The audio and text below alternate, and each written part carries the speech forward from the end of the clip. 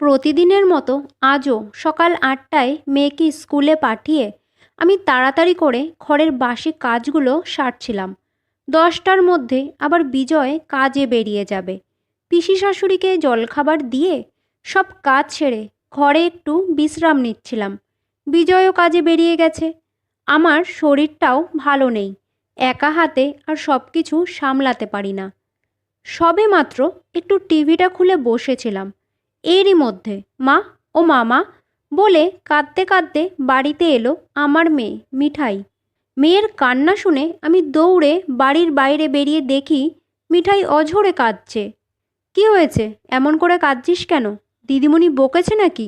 নিশ্চয়ই কোনো বদমাশি করেছিস। না মা, কেউ বকেনি। তাহলে কি হয়েছে বল, স্কুল থেকে চলে এলি কেন? মা, আমি আর স্কুলে যাব না। মেয়ের এমন কথা শুনে আমি স্বাভাবিকভাবেই অবাক হয়ে গেলাম, কারণ আমার মেয়ে মিঠাই পড়াশোনায় খুব ভালো। ওর বয়স মাত্র ১০, এখনও ক্লাস 4-এ পড়ে।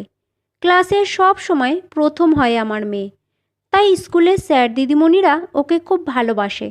মিঠাই আমাদের একমাত্র মেয়ে, তাই আমি, বিশেষ করে ওর বাবা, ওকে খুব ভালোবাসে। হঠাৎ মেয়ের এরকম আচরণ দেখে স্বাভাবিকভাবেই যে কোনো মায়েরই ভয় পাওয়ারই কথা।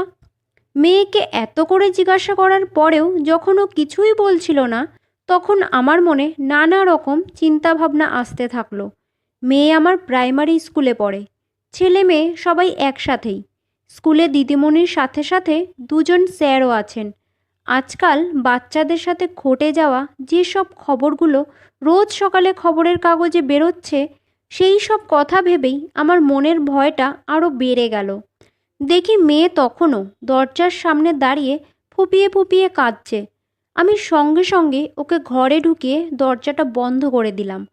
তারপর আমার ছোট্ট মেয়েটার চোখের জল মুছিয়ে আমি ওকে নিজের কাছে টেনে নিয়ে বললাম, শোনা মা আমার, আর কাঁদিস না, তুই তো লক্ষ্মী মেয়ে।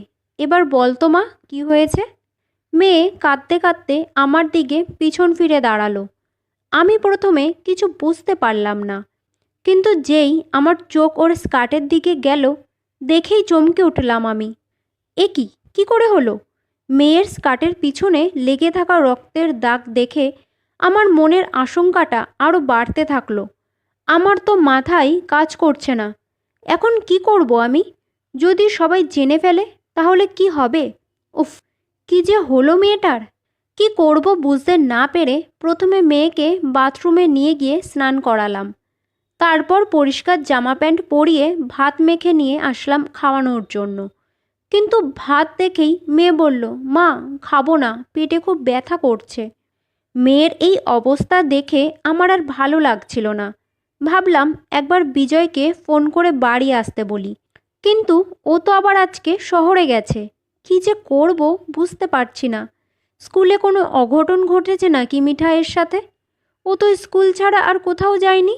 মেয়ে আর দুপুরে খেলো না, তাই ওকে ঘুম পাড়িয়ে দিয়েছিলাম। কিন্তু ঘুম থেকে উঠলেই তো আবার কাঁদবে। গ্রামে তো তেমন কোনো মহিলা ডাক্তারও নেই, কার কাছে যে নিয়ে যাব মেয়েটাকে? তারপর আমার মনে পড়ল একজন ভালো ডাক্তার আছে। আমার যখন মাসিকের সমস্যা হয়েছিল ওনাকেই দেখিয়েছিলাম। কিন্তু আমার মেয়ের যে কি হয়েছে সেটাই তো বুঝতে পারছি না। তাছাড়া ডাক্তার দিদি আজ বসেন কি না তাও তো জানি না। এই সব ভাবতে ভাবতেই সন্ধ্যা হয়ে গেল। মেয়ে উঠলে ওকে একটু দুধ বিস্কুট খাইয়ে দিলাম। তখনও মেয়ে বলছে পেটে ব্যথা করছে। ভাবলাম একবার গিয়ে দেখি ডাক্তার দিদি আছেন কিনা। মিঠাইয়ের বাবাও তো এখনো এলো না। এদিকে আমার পিসি শাশুড়ি আবার কিছুদিনের জন্য এখানে ঘুরতে এসেছেন। মিঠাইয়ের কান্না শুনে একবার আমায় জিজ্ঞাসাও করেছেন, হ্যাঁ গো বৌমা, মিঠাই আজ স্কুল থেকে এসে ওইভাবে কাঁদছিল কেন? ও কিছু না পিসিমা, স্কুলের বন্ধুরা মিলে বদমাশি করেছিল, তাই দিদিমণি বকেছেন। প্রথম থেকেই শ্বশুরবাড়ির কেউই তেমন একটা আমাকে পছন্দ করতেন না। আসলে আমি নিচু জাতের মেয়ে তো, আর আমার শ্বশুরবাড়ি হলো ব্রাহ্মণ, তাই পান থেকে চুন খসলেই কেউ আমাকে কথা শোনাতে ছাড়তেন না।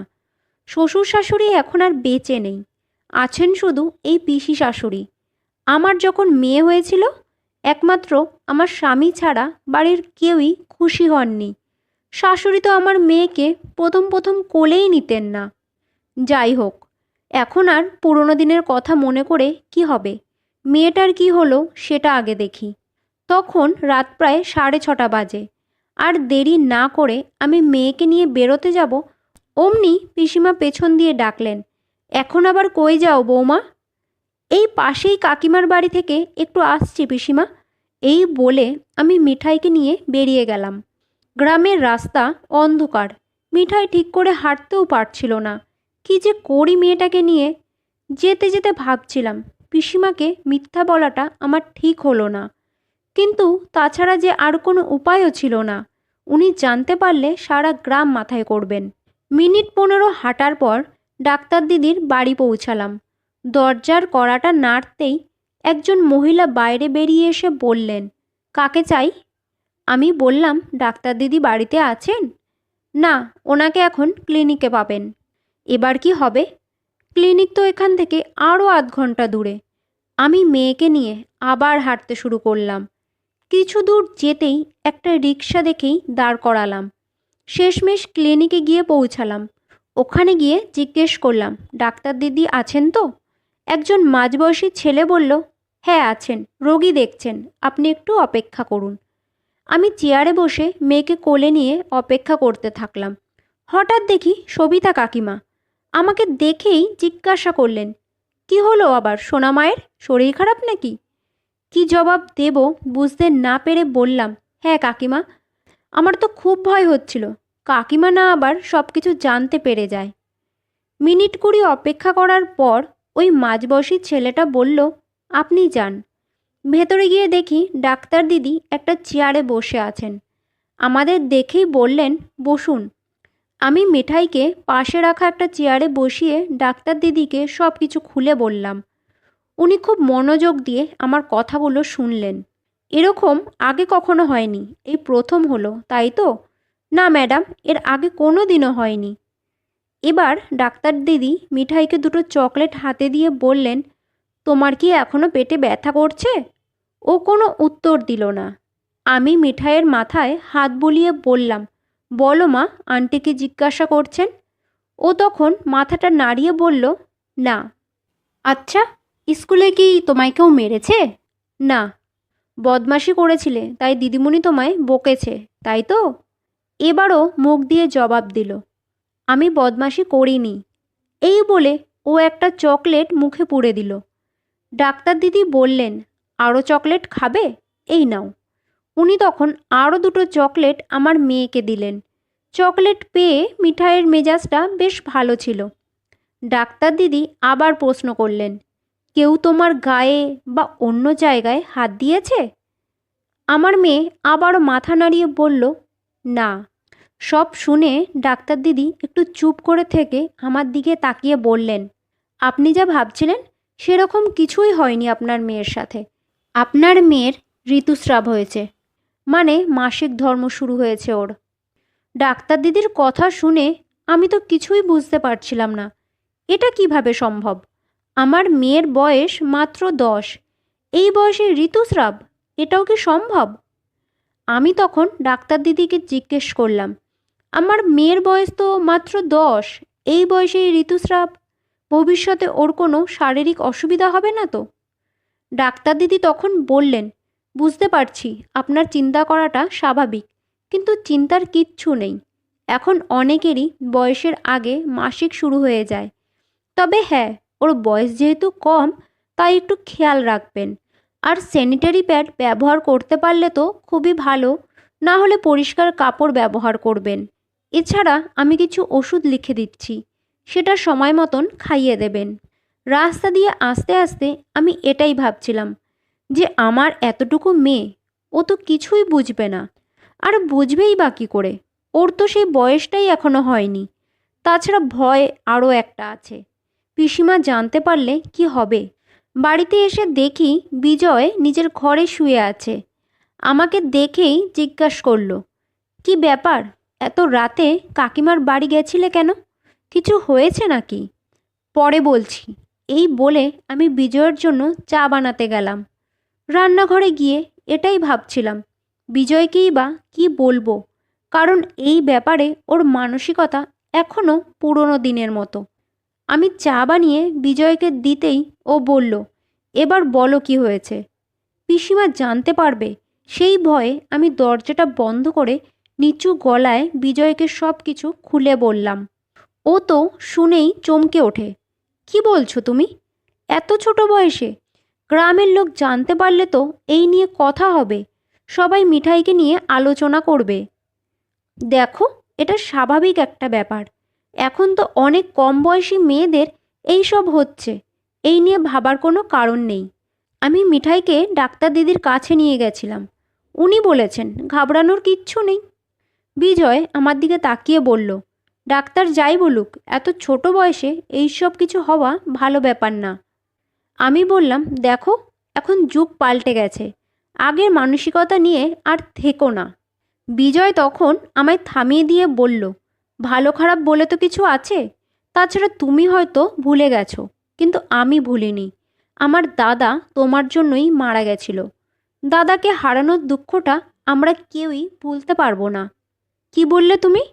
আমার জন্য তোমার দাদা মারা গেছিল? আজ তুমিও আমাকে এই কথাটা বললে?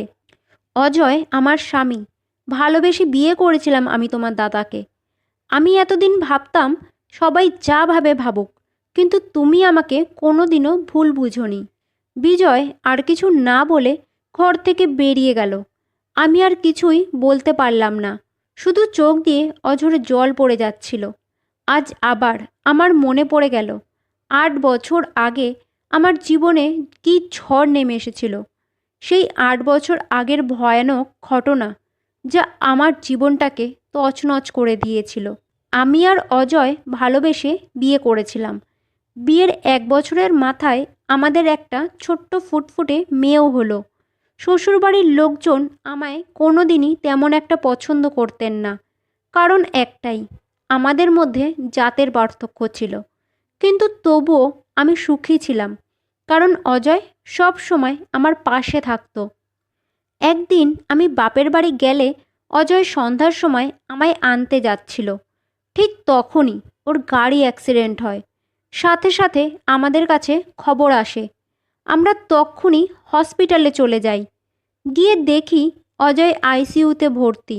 মাথায় খুব চোট পেয়েছিল। ওর মা তো খুব কাঁদছিল। আমাকে দেখেই বলে উঠল, এই অলক্ষণে মেয়েটা যবে থেকে আমাদের বাড়িতে পা দিয়েছে, আমাদের সংসারটাকে এক্কেবারে শ্মশান করে দিয়েছে। প্রথমে আমার স্বামীকে খেলো, আর এখন আমার ছেলের দিকে নজর গেছে। আমি শাশুড়ি মায়ের এই সব কথা চুপ করে শুনলেও কোনো উত্তর দিলাম না। উনি ওনার ছেলেকে খুব ভালোবাসতেন। ছেলের এই অবস্থা দেখে তাই হয়তো। শেষ পর্যন্ত আমার স্বামীকে বাঁচানো সম্ভব হয়নি। অ্যাক্সিডেন্টের 3 দিন পরেই ও মারা যায়। তখন থেকেই আমার জীবনে কালো মেঘ নেমে আসে। শ্বশুরবাড়ির লোকজন তো বটেই, এমনকি গ্রামের অনেকেই আমাকে নিয়ে নানা ধরনের আলোচনা করতে শুরু করলো। দিনরাত কথা শুনলেও আমি ওখানেই পড়েছিলাম, শুধু আমার মেয়েটার জন্য। একদিন শাশুড়ি মা আমায় বললেন, শোনো মেয়ে, আমাদের ছেলেই যখন বেঁচে নেই, তখন আর তোমায় এখানে রেখে কি করব? তুমি বাছা নিজের বাড়িতে ফিরে যাও। এই কথাটা শুনে আমার মাথায় যেন আকাশ ভেঙে পড়ল।